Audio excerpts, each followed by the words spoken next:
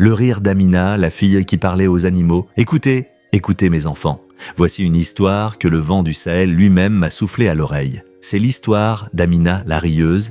Mais aujourd'hui, je vais vous dire ce que personne n'ose raconter. L'autre face de son rire. Amina était toujours souriante. Oui, mais ce n'est pas parce que tout allait bien, non. Son rire, mes enfants, c'était un bouclier. Une armure faite de soleil pour cacher les jours de pluie. Elle vivait dans une petite maison faite de planches et de tôles avec sa grand-mère Mémé Fatou, vieille comme le baobab du village. Ses parents, partis loin chercher du travail et jamais revenus. Chaque soir, Amina regardait la route, en espérant. Mais dans la journée, elle riait, elle courait, elle inventait des jeux. Et ce que les enfants ne savaient pas, c'est qu'Amina avait un secret merveilleux.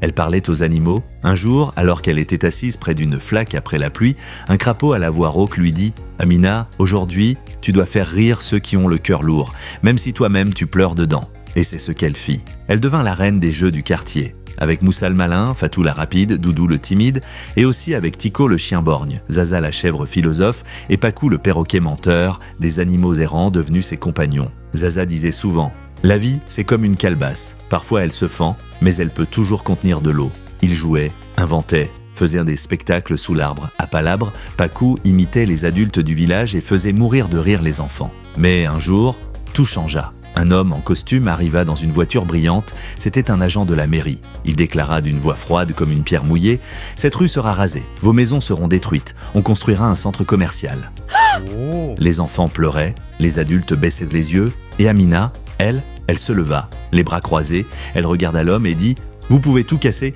mais vous n'enlèverez pas nos rires. » Tico le chien aboya. « Waouh ! Révolution, exclamation, Zaza bêla avec dignité. « Et que fait-on des souvenirs ?» Pacou cria « Je suis le maire, non je rigole. » Même les poules se mirent à courir dans tous les sens. Et là, mes enfants, c'est arrivé. Une pluie forte, brutale, comme si le ciel lui-même pleurait avec les enfants. Le soir venu, tout le monde se réunit. Amina sortit un vieux bidon et tapa dessus comme sur un tambour. Les enfants dansèrent, les animaux chantèrent. Même les adultes finirent par sourire. Mais le lendemain, la pelleteuse était là.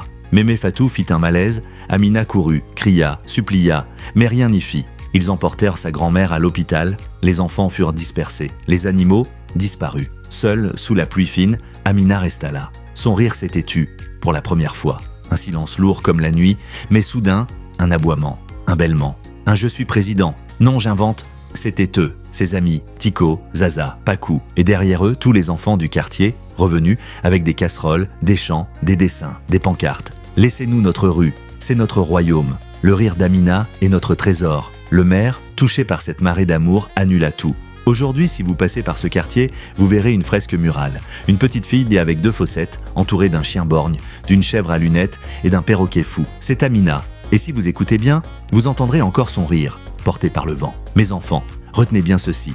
On peut vivre dans une maison de tôle sans jamais manquer de lumière, car la vraie richesse ne se trouve ni dans les murs, ni dans les habits.